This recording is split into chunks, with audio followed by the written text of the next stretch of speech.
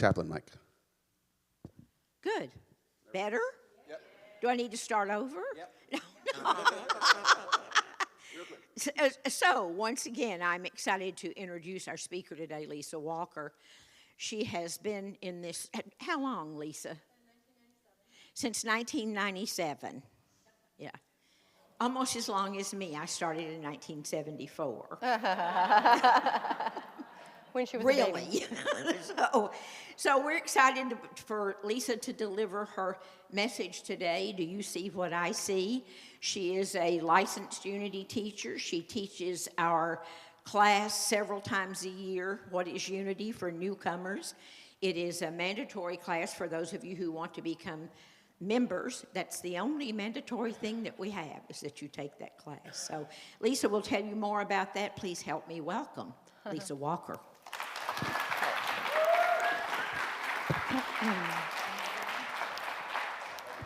I'm not gonna look at my notes that much, but I'm gonna have them here because they make me comfortable.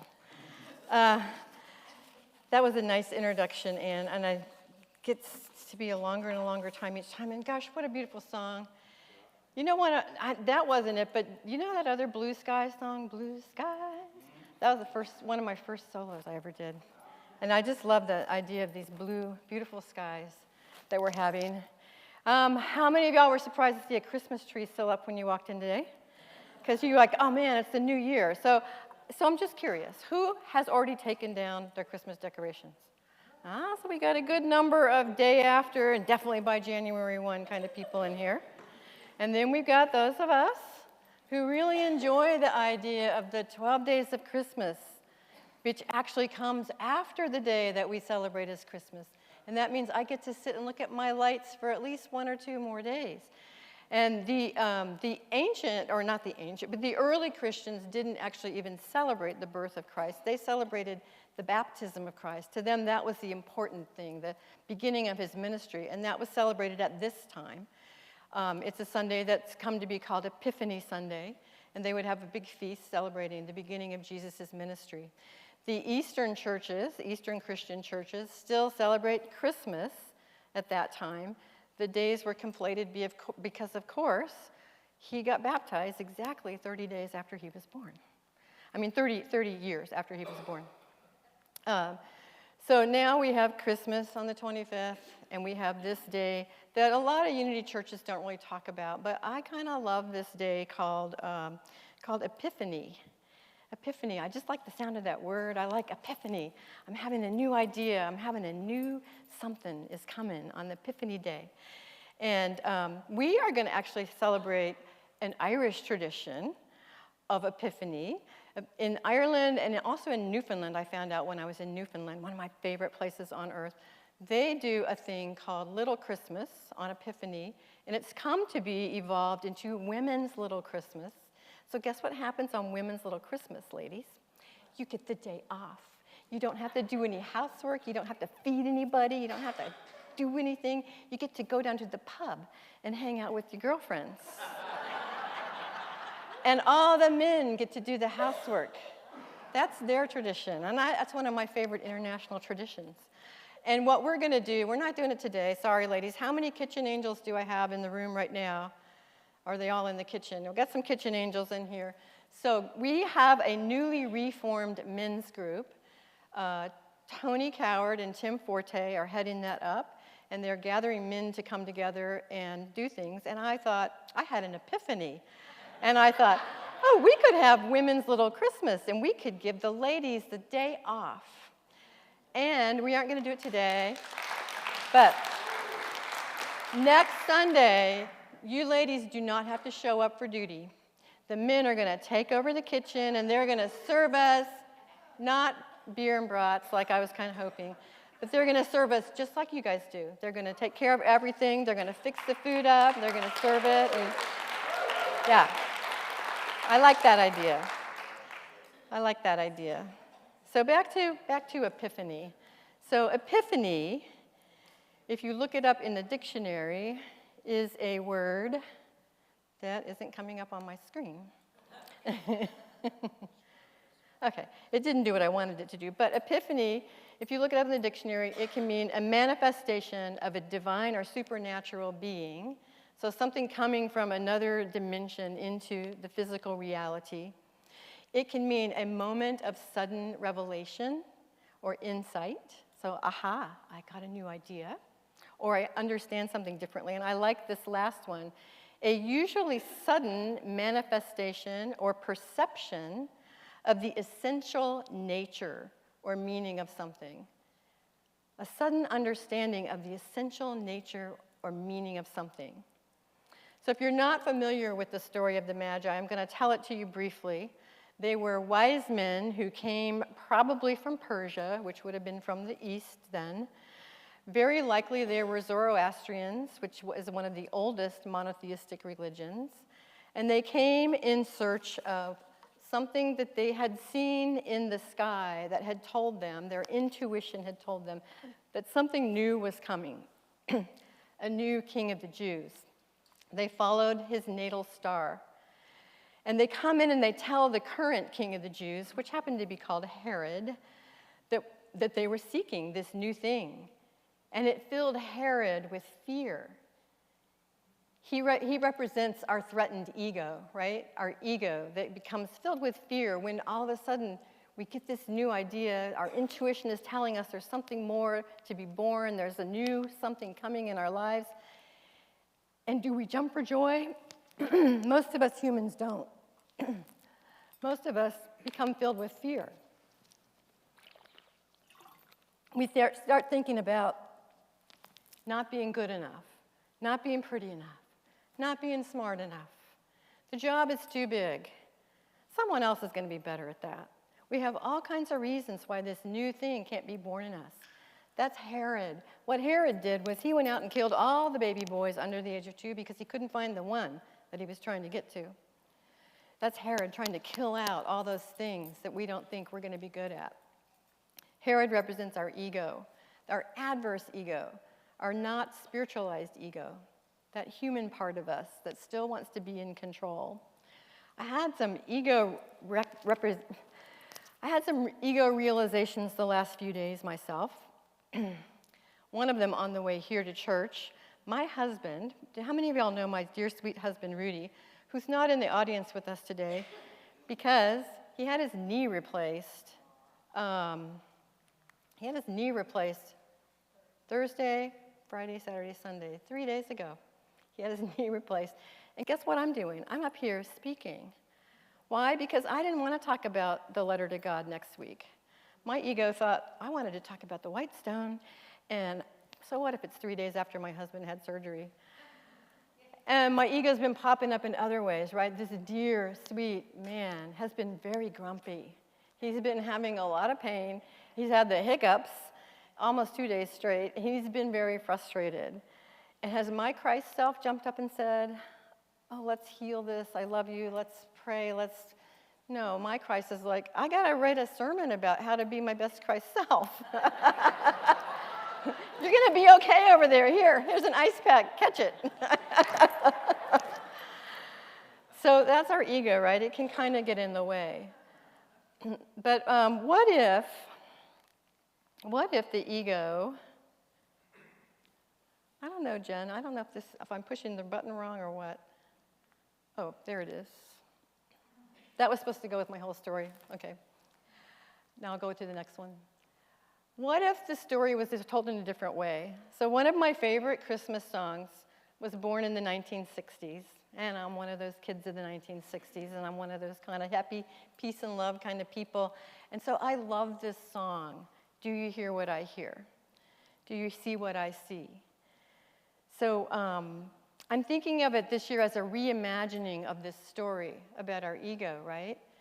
So there's a night wind, this quiet little night breeze, and it's blowing, and it's speaking to this little lamb. It's like that still small voice speaking to our little lamb, our innocence, our open heart, our open mind. And it's saying, do you see it? Do you see that thing up there? Do you see that star? Do you see that illumination of the sky? Do you see it? And the little lamb's open and it says, yes, I see it. And now I'm starting to hear bigger voices. I'm starting to hear angels, and it's so loud. It sounds like the sea is roaring. It's such a loud sound, and I'm going to have to tell someone about it. And so the little lamb tells the shepherds. So metaphysically, the shepherds are the guardians of our Christ thoughts. And now the guardians of our Christ thoughts are hearing these angel messages.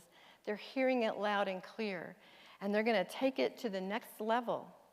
The next level is the king. And I'm not sure which kings the song is talking about, the 3 kings or the King Herod, whichever the king. The king is the guy in charge, right? The king is our ego.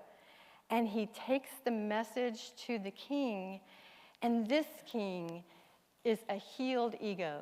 This king is an ego that's been spiritualized, because we don't want to get rid of our ego. We want to spiritualize our ego so that when we get this message, we say, yes, I see it, I know it with you, and I believe it, and it's coming to bring us peace and joy and love to all parts of ourselves. When it's coming to bring peace into the land is us. It's the land within us. It's the place within us. And peace is coming to all parts of ourselves. There's parts we don't like that much, but guess what? We're giving them peace. There's parts we wish were a little different. We're giving them love.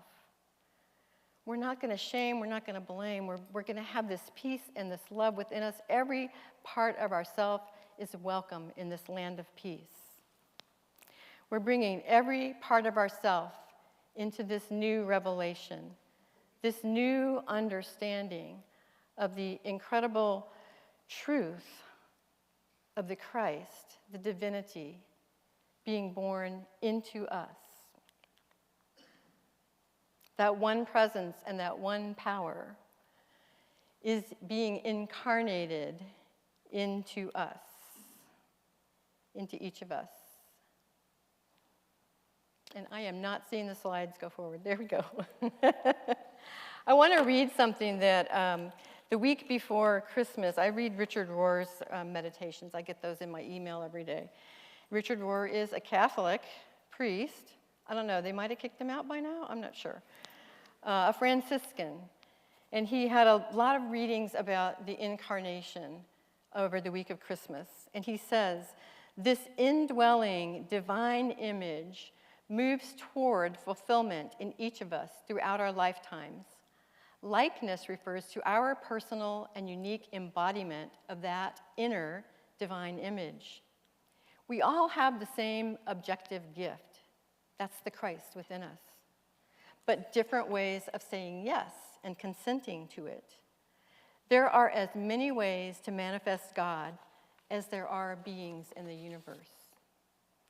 And then he goes on to talk about the actual birth, and he talks about creation groaning with its birth pains, waiting for our participation with God in its renewal. So the truth is, we are created in the image and likeness of God. It's always there. It's always available. But what this birth is, it's a renewal.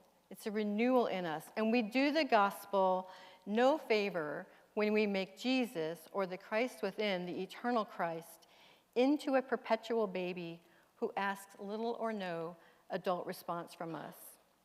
God clearly wants friends and partners to be the images of divinity. God loves us in partnership with mutual give and take, and we eventually become images of God that we love. I just thought that was so beautiful, and I had this idea.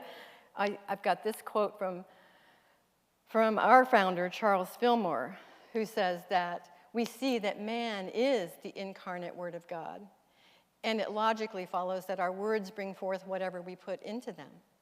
And I started reading Richard Rohr and then reading, wouldn't it be a fabulous dinner party to have those two together at a table and just soak up all that wisdom? I mean, they're saying the same things here, I think. So it's at this time of year that in many Unity churches, we don't talk about Epiphany, but we do an Epiphany kind of thing. We talk about what it is that we're going to bring into the new year. What aspect of the divine are we going to focus on and bring into the new year? we have this tradition of the white stones, and these are some of my white stones over the years, where we write down a guiding word on a white stone. And this tradition comes from one of the most misunderstood and misapplied books of the Christian scripture, the book of Revelation. And it's a book of a lot of mystery, and I'm not even going to try to explain it. I'm going to tell you what the verse is that it comes from. And in this particular verse that we pull out of context for our white stone ceremony, it's Revelation 2:17. To the one who is victorious, I will give some of the hidden manna. I will also give that person a white stone with a new name written on it, known only to the one who receives it. So metaphysically, the one who is victorious is the one who can spiritualize that ego, the one who can say no to Herod, the one who can put down the selfishness and the no's and the reasons why not, and overcome those negative thoughts and those error ways of thinking and begin to accept their inner divinity. And that hidden manna, that's the daily bread. That's what we need for today. We're going to get that substance. In unity, manna and bread is synonymous with the substance of God.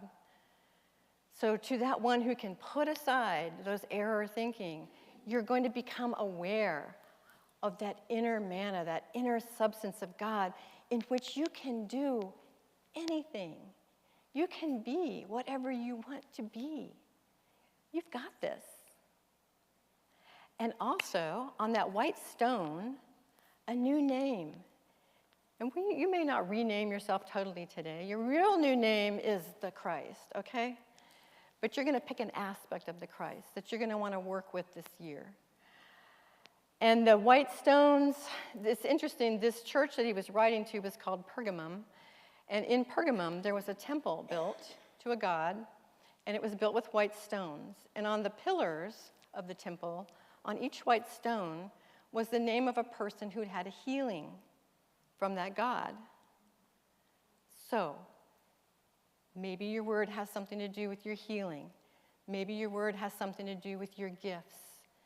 Something that you're going to share and bring forth into the world, into yourself and into the world this coming year.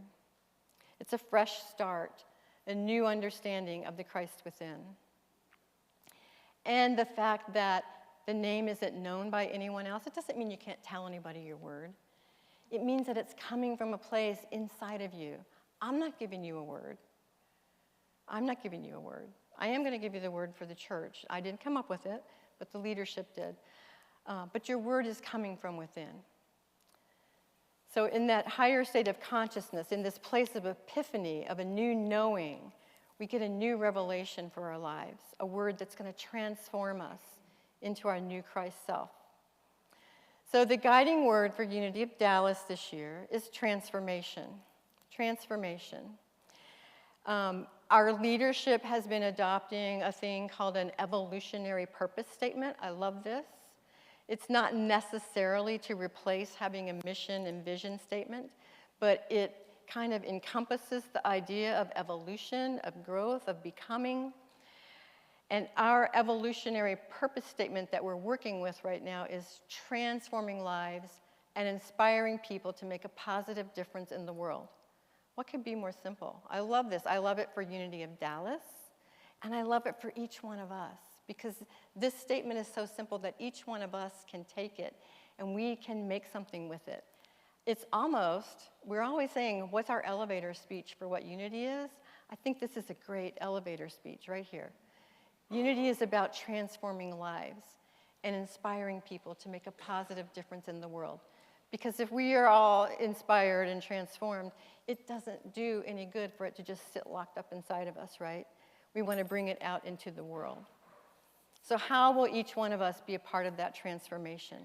What aspect of the Christ? What gifts that have been incarnated, brought to life within you, will you offer forth to bring about this transformation and make a positive difference in the world? So you guys should have got white stones as you came in. I meant to mention this at the beginning of my talk so Deb could give them out, but if you didn't get one, raise your hand, and Deb will come around and bring it. And Randy's back here with some. So if you didn't get one, go ahead and raise your hand.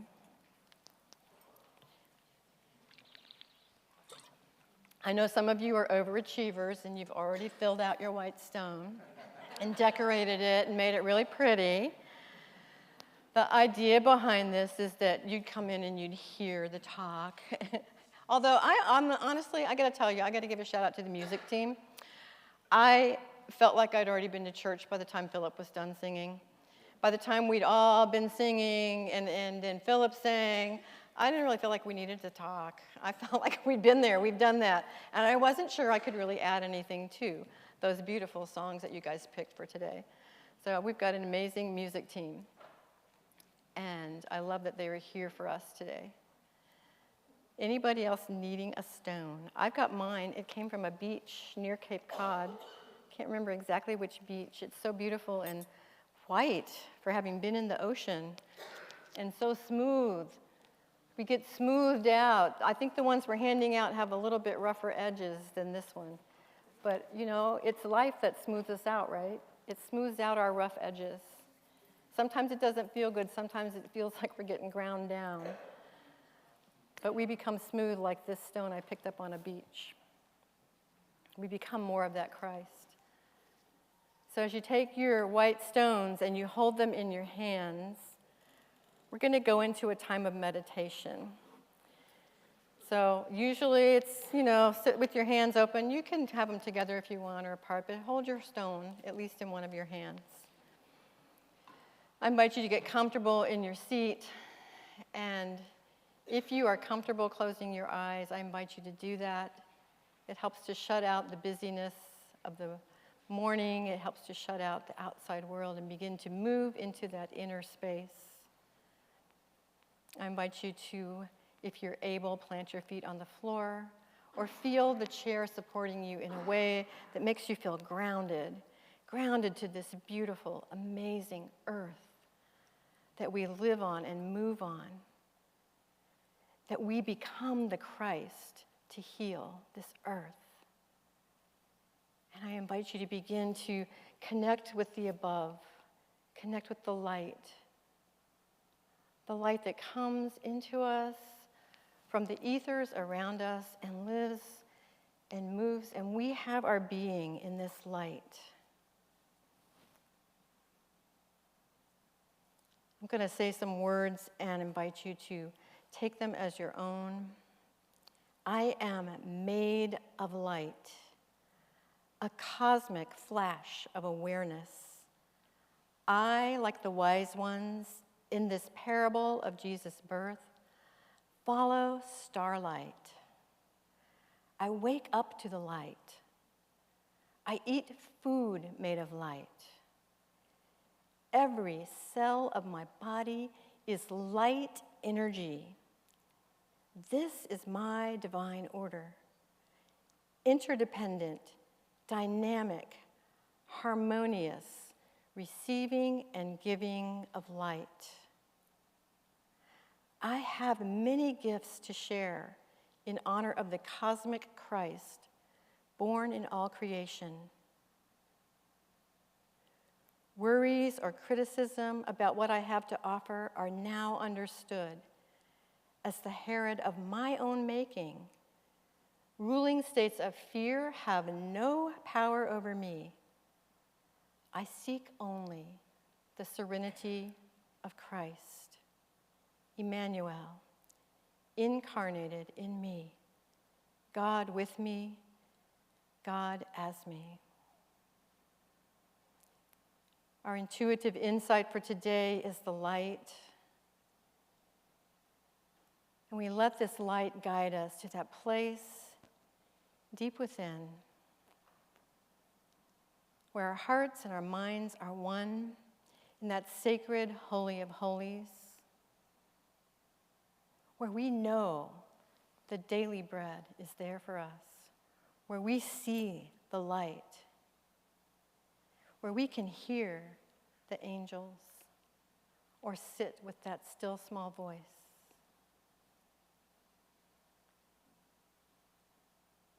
and we begin to see a word, a thought, an idea, a color,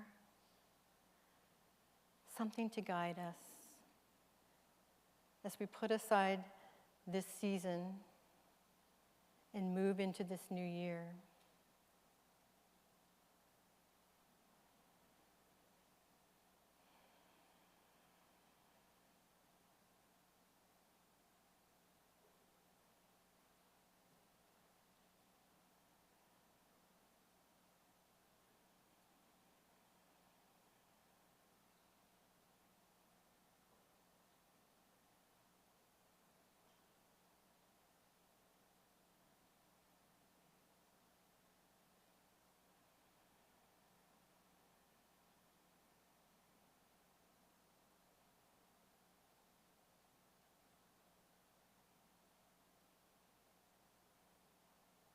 And as we move from this still space, having listened to the still small voice,